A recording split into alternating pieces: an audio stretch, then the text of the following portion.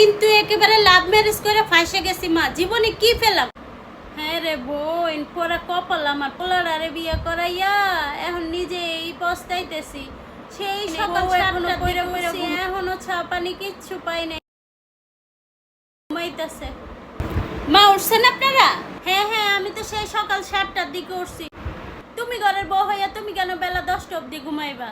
আমার মাইয়ারে দেখো, সেই আমার লগে 7টার দিকে উঠা বসে রয়েছে, আর তোমার এখন ওঠার নাম গন্ধ নাই, চা নাস্তা বানানোর কোনো খবরই নাই।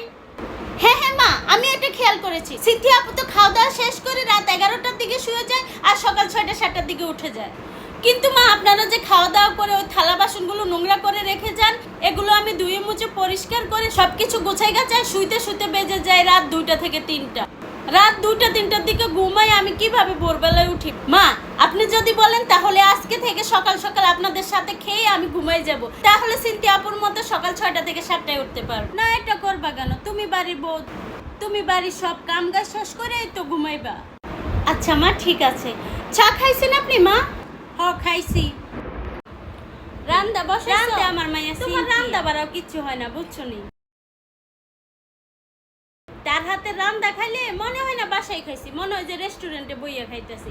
একবার খাইলে বারবার খাইতে মন চাইব।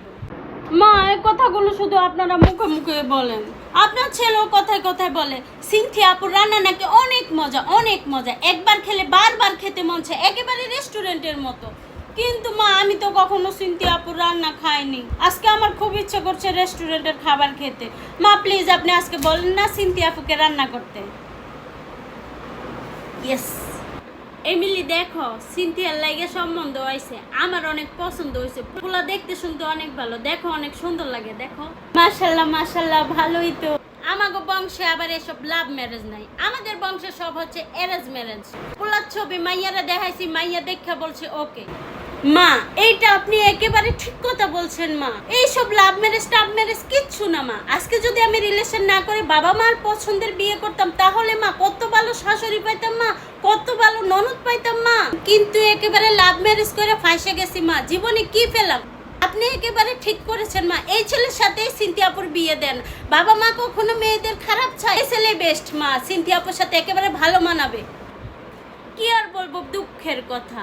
ওই যে আমার বান্ধবী আছে না, বান্ধবীর পোলা মেহেরাজের বিয়ে করাইছে 1 মাস আগে। পোলারে একটা ফ্ল্যাট তো দিয়েছেই, আরো দুনো কিছু অভাব নাই, দিয়া ফ্ল্যাটে বইরা থুইছে। মাইয়া বুড়া হইয়া নাতি পুতি শুদ্ধা যা যা দিয়েছে সব শেষ করতে পারবো না। আমরাই কিছু পাইলাম না বিয়ের বাড়ি থেকে, আমার পোলা তো কিছুই নিব না শ্বশুর বাড়ি থেকে। মা বিশ্বাস করেন মা, আপনার চিন্তা ভাবনা একেবারে আমার সাথে মিলে যায়। মনেই হয় না আপনি আমার শাশুড়ি, মনে হয় আপনি আমার নিজের মা।